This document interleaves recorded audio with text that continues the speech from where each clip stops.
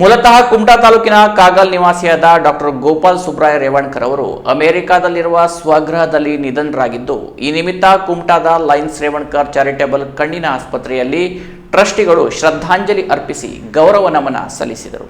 ಕುಮಟಾದ Lions Revankar charitable ಕಣ್ಣಿನ ಆಸ್ಪತ್ರೆಯ ಸಾಮಾಜಿಕ ಕಾರ್ಯಕ್ಕೆ ಆರ್ಥಿಕ ನೆರವು ನೀಡುತ್ತಾ ಬಂದಿರುವ ದಾನಿ ಡಾಕ್ಟರ್ ಗೋಪಾಲ್ ಸುಬ್ರಾಯ ರೇವಣ್ಕರ್ ಅವರು ನಿಧನರಾಗಿದ್ದು, ಆ ನಿಮಿತ್ತ ಆಸ್ಪತ್ರೆಯಲ್ಲಿ ಹಮ್ಮಿಕೊಂಡ ಶ್ರದ್ಧಾಂಜಲಿ ಸಭೆಯಲ್ಲಿ ಮಾತನಾಡಿದ ಹಿರಿಯ ಟ್ರಸ್ಟಿ ಡಾಕ್ಟರ್ ಸಿಎಸ್ ವೆರ್ಣೇಕರ್ ಅವರು, ಕುಮಟಾದಲ್ಲಿ ಒಂದು ಸುಸರ್ಜಿತ ಕಣ್ಣಿನ ಆಸ್ಪತ್ರೆ ಸ್ಥಾಪನೆಯ ಯೋಜನೆ ಹಮ್ಮಿಕೊಂಡರೆ ಅದಕ್ಕೆ ತಾವು ನೆರವಾಗುವುದಾಗಿ ಭರವಸೆ ನೀಡಿ 30 ಲಕ್ಷ ರೂಪಾಯಿ ದೇಣಿಗೆ ಮೂಲಕ ಈ ಆಸ್ಪತ್ರೆ ನಿರ್ಮಾಣಕ್ಕೆ ಕಾರಣರಾದವರು. ಡಾಕ್ಟರ್ ಗೋಪಾಲ್ ರೇವಣ್ಕರ್ ಅವರು 1 ವರ್ಷದ ಅವಧಿಯೊಳಗೆ ಕಟ್ಟಡ ಪೂರ್ತಿಗೊಳಿಸಿದರೆ ಮತ್ತೆ 5 ಲಕ್ಷ ರೂಪಾಯಿ ಕೊಡುವುದಾಗಿ ವಾಗ್ದಾನವನ್ನು ನೀಡಿ ಅದನ್ನ ಕೃತಿಯಲ್ಲಿ ತಂದರು. 2006ರಲ್ಲಿ ಆಸ್ಪತ್ರೆ ಉದ್ಘಾಟನೆಗೊಂಡು ಕಾರ್ಯಾರಂಭವಾದಾಗ ಖುಷಿ ವ್ಯಕ್ತಪಡಿಸಿ ಉದ್ಘಾಟನಾ ಸಮಾರಂಭದ ಎಲ್ಲ ವೆಚ್ಚವನ್ನು ಸಹ ಸ್ವತಃ ತಾವೇ ಭರಿಸಿದರು. ಆಸ್ಪತ್ರೆಯ ಇತ್ತೀಚಿನ ವಿಸ್ತರಣಾ ಯೋಜನೆಗೂ ತಮ್ಮ ಪುತ್ರನ ಮೂಲಕ ದೇಣಿಗೆ ನೀಡಿ ತಮ್ಮ ಜೀವನವನ್ನೇ ಮಾನವ ಸೇವೆಗೆ ಅರ್ಪಿಸಿದ ಶ್ರೇಷ್ಠ ವ್ಯಕ್ತಿತ್ವದ ಮಾದರಿಯಾಗಿದ್ದರು ಎಂದು ಭಾವಪೂರಿತವಾಗಿ ಸ್ಮರಿಸಿದರು. ಲಯನ್ಸ್ ಹ್ಯುಮ್ಯಾನಿಟೇರಿಯನ್ ಸರ್ವಿಸ್ ಟ್ರಸ್ಟ್ ಅಧ್ಯಕ್ಷ ಮದನ್ ನಾಯ್ಕ್, ಕಾರ್ಯದರ್ಶಿ ಡಾಕ್ಟರ್ ಸುರೇಶ್ ಹೆಗಡೆ,